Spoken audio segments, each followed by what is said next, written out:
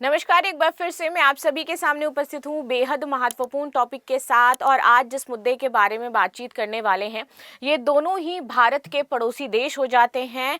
एक देश जिसे भारत ने 1971 में आज़ादी दिलाई थी, एक देश जो भारत से अलग होकर के बना था, और अब वो देश दोनों आपस में रक्षा समझौता करने जा रहे हैं, जिसका क्लियरली इंडिकेशन है कि भारत को अपनी कुछ विदेश नीतियों और अपने पड़ोसी देश की जो नीतियां हैं उनमें बदलाव करने की आवश्यकता हो जाती है। इस पर आप सभी की क्या राय है, मैं कमेंट बॉक्स में अवश्य जानना चाहूंगी। चलिए क्लास शुरू कर लेते हैं। रक्षा समझौता किन मापदंडों पर किया जाएगा, क्या क्या इसमें होना है, चीन का इंटरफेरेंस इसमें सबसे ज्यादा बताया जा रहा है, तो ये क्या बिंदु है, चलिए इस पर बातचीत करेंगे। मेरा नाम है प्राची मिश्रा और आप सभी का बहुत बहुत स्वागत है संस्कृति आईएएस पर। भारत के खिलाफ चक्रव्यूह रचने की साजिश में पाक बांग्लादेश और सीक्रेट डिफेंस डील की ये तैयारी कर रहे हैं, और दोनों मिल करके, जैसे कि आपने अभी देखा था सऊदी अरबिया के साथ पाकिस्तान ने रक्षा समझौता नहीं किया था, सेम अब आपको ऐसा ही कुछ दिखाई देगा बांग्लादेश के साथ।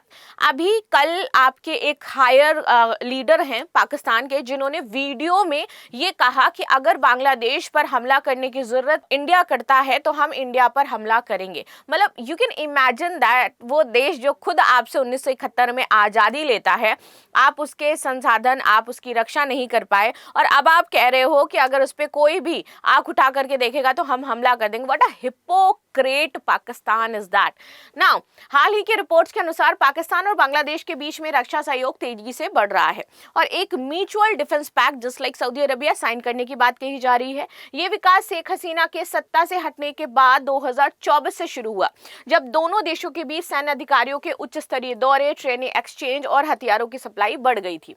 आगे आ जाते हैं, इसके कुछ महत्वपूर्ण बिंदु हैं जो डिस्कस करना जरूरी है, जैसे कि संभावित डिफेंस पैक्ट। पाकिस्तान और बांग्लादेश एक जॉइंट मैकेनिज्म बना चुके हैं, ठीक है, और इसी जॉइंट मैकेनिज्म के थ्रू ये वर्क करना चाहते हैं।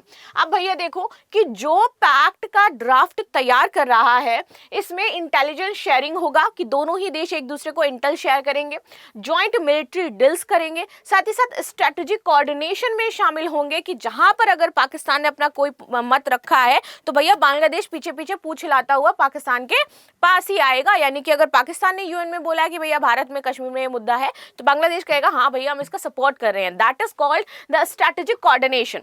कुछ रिपोर्ट्स में न्यूक्लियर कॉपरेशन की भी आशंका जताई गई है, हालांकि इसकी अभी पुष्टि नहीं हुई है कि ये न्यूक्लियर कॉपरेशन करेंगे या नहीं करेंगे। Now come to the second, which is what, कि सैन्य सहयोग की हालिया गतिविधियों की अगर मैं बात करूं जो 2024-25 में हमें दिखाई दी है पाकिस्तान, आईएसआई एंड बांग्लादेश की, तो आप देखोगे चीफ और नेवी चीफ का जो ढाका में दौरा हुआ था, बांग्लादेश डेलीगेशन रावलपिंडी गए थे और हथियारों की सप्लाई जैसे कि गोला बारूद और ट्रेनिंग प्रोग्राम शुरू कर दिए गए थे।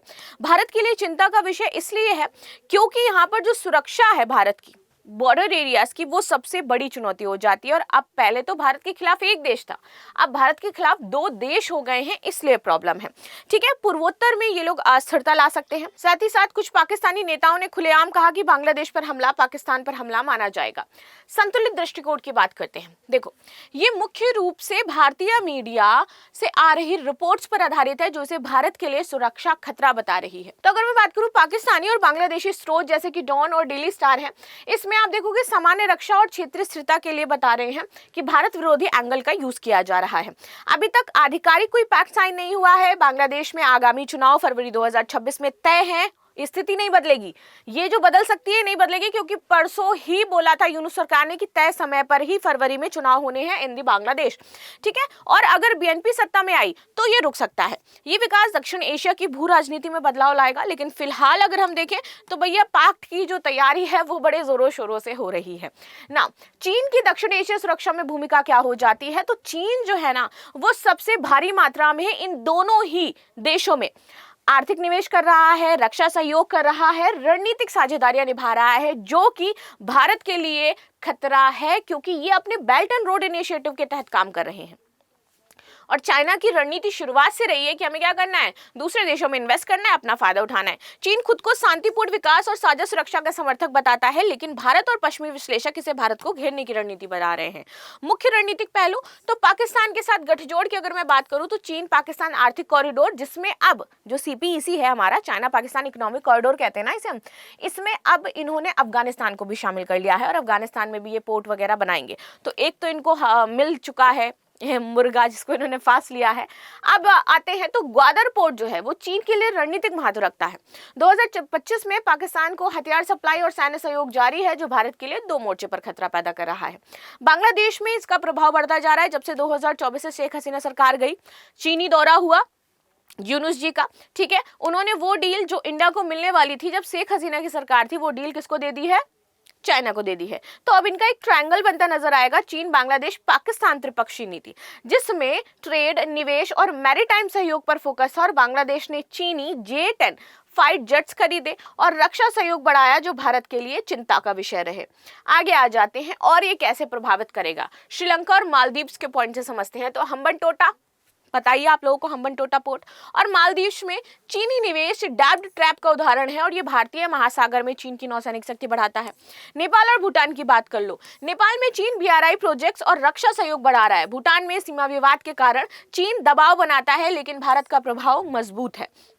अफगानिस्तान 2021 के बाद चीन तालिबान के निकट संबंध रखता है, बहुत ज्यादा निकट संबंध हो गए हैं, बिकॉज CPEC में अफगानिस्तान पास आया। और देखो कैसे ये लोग ड्रिल करते हैं किसी नेशन को। अफगानिस्तान हमेशा से भारत से सपोर्ट मांगता आया। भारत ने बहुत सारे कारणों की वजह से डायरेक्टली सपोर्ट नहीं करा, लेकिन इनडायरेक्टली बहुत ज्यादा सपोर्ट किया है अफगानिस्तान को। तो अब चाइना को लगा कि यार अगर अफगानिस्तान उधर चला जाएगा तो फिर पाकिस्तान के साथ हमारी रणनीतियां और कुछ कुछ चीजें दिक्कत क्रिएट कर सकती हैं, क्योंकि अफगानिस्तान हमला कर रहा है, और वो जहां हमला कर रहा है वहां पर चाइना का बहुत बड़ा बड़ा प्रोजेक्ट है, तो वो उसको उस तरीके से बैलेंस करना चाहते हैं, क्योंकि वो बलूचिस्तान वाला एरिया हो जाता है, राइट। तो इसको ऐसा दिमाग लगाते हुए चाइना ने ये काम किया।